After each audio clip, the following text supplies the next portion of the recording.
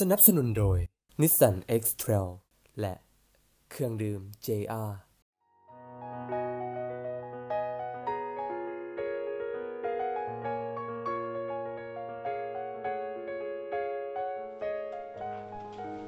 อ้าวเฮ้ยมานั่งอย่างนี้นี่โมกลับบ้านเซ็งมากเลยเป็นยังพี่กาแฟนอ่ะกระเดาไปสันแหละมาแต่พี่ยังกันบอกเขาได้อยู่อ่ะท่านเคยมีแฟนปะบอกเคยอ้าวอีหลีได้หมดให้ต่อเลยแล้วเขาไม่ได้เป็นเกย์อีกว่าท่านว่าอย่างซ้ำท่านถ้าสมมติเราเพิ่นมีแฟนเพิ่นว่าเรื่องเพศสัมพันธ์สำคัญสำหรับเพิ่นบ่เอาความจริงบอกสำคัญอะถ้าเขาที่คบไผหรือเขาห่างไผนะเขาว่ามันบ่สำคัญได้แต่ว่าผู้ชายส่วนใหญ่ 90% สิตอบว่ามันสำคัญเอาเพิ่นบ่แม่นผู้ชายตัวนี้ เขาเป็นผู้ชายส่วนน้อย 10% หั่นเด้เอาหน้าบ่ต้องคิดหลายเดี๋ยวเขานั่งเป็นโมแต่ว่ามื้อนี้ก็เคยเป็นมื้อที่เขาเศร้าแล้วก็เสียใจที่สุดคือกันได้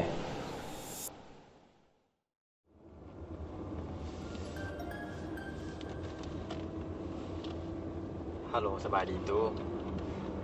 ตั้งใจฟังแม่จู้นะลูกโดยว่ามาโลดพ่อแม่บักลาเกิดอุบัติเหตุเพิ่นเสียแล้วก็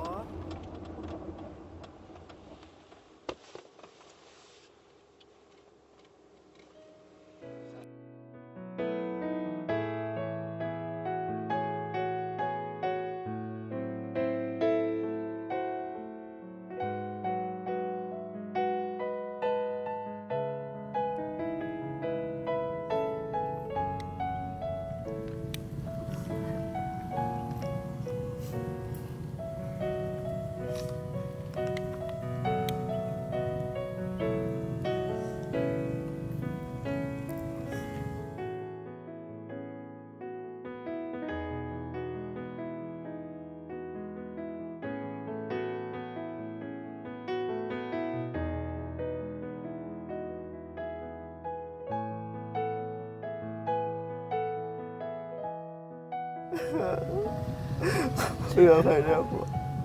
เขาว่าเรือไปแล้ว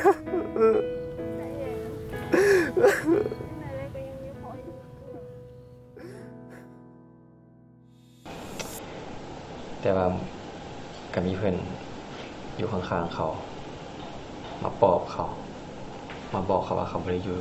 โดยลำพังใครในมีกำลังใจดีๆจากเพื่อนบทสันซีเขาคือสิพังไปหมดแล้วแหละแม่ในเนาะนี่เป็นวิธีเพิ่นเสียใจที่สุดแต่มันจะมันโอเคแล้วติกับโอเคกันหลายแล้ว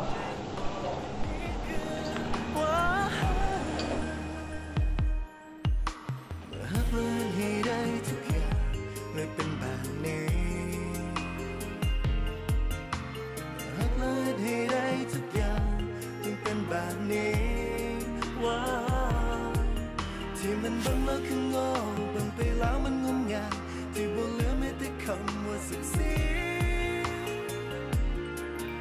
ที่หาที่ได้ขนาดนี้มันเป็นไปได้ขนาดนี้ความหาเหตุผลของทุกอย่าง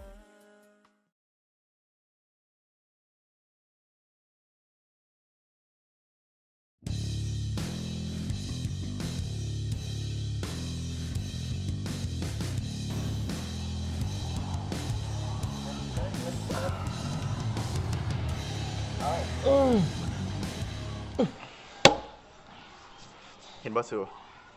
บอกแล้วว่าจะได้กูกัสนะจังได๋เสี่ยว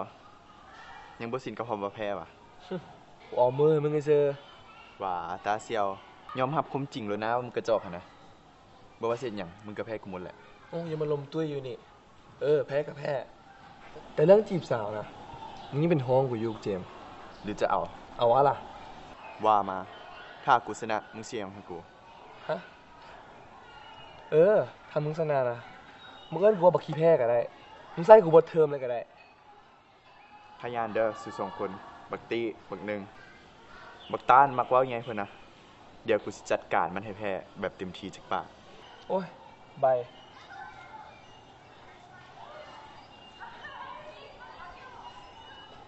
ครับเฮ้ยเบิ่งหันโอเคแล้ว เอาซีซั่น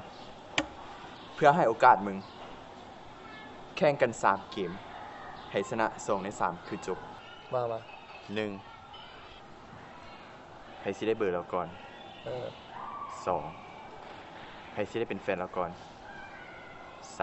3ให้สิได้เราก่อน เฮ้ยสู่โพสอะไรได้หันมาลิ่นกับความรู้สึกกับเจ้าเลยได้มันก็ตีได้สุชิคิดหลายเบาๆชิวๆนะเริ่มแต่มันนี่เป็นต้นไปได้มึงเด้อจัดไป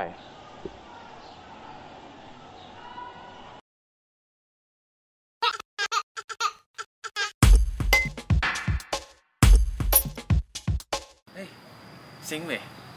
หาเห็ดปะอ่านหนังสือเอาบ่เฮ้ยกันจะอ่านหนังสือนะมองไปอ่านทั้งห้องปะนี่กินแล้วมีเลยกินแล้วจังกินกินเกมก่อนมาเกมอย่างเกมคำสั่งเวลากูหมุนโพเนโต้ถ้าปลายมันหันไปถึงใครกูสามารถสั่งเหมือนกันได้ตัวอย่างหมุนไปถึงหนึ่ง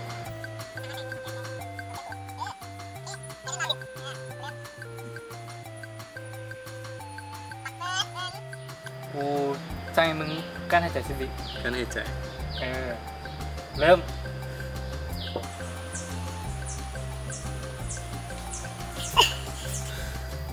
มึงที่ฆ่ากูเลยเป็นบอนี่แต่แค่กั้นหายใจสิบิกระจกละ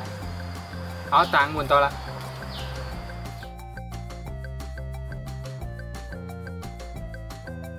ห่างเอ้ยกูขอออกคำสั่งให้มึงไปแลนยูพุ่น5 หอบปฏิบัติ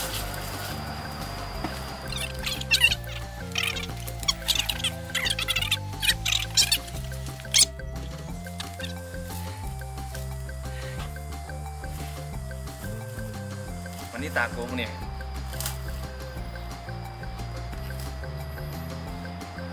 บักโอ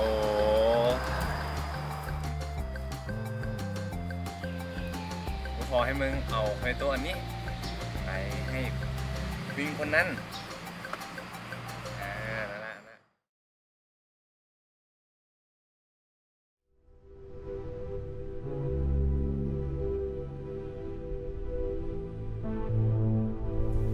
ตอนหัวพอยมาตอนสัญญาว่าสิ่งที่เรียกว่ามันเกิดขึ้นอีก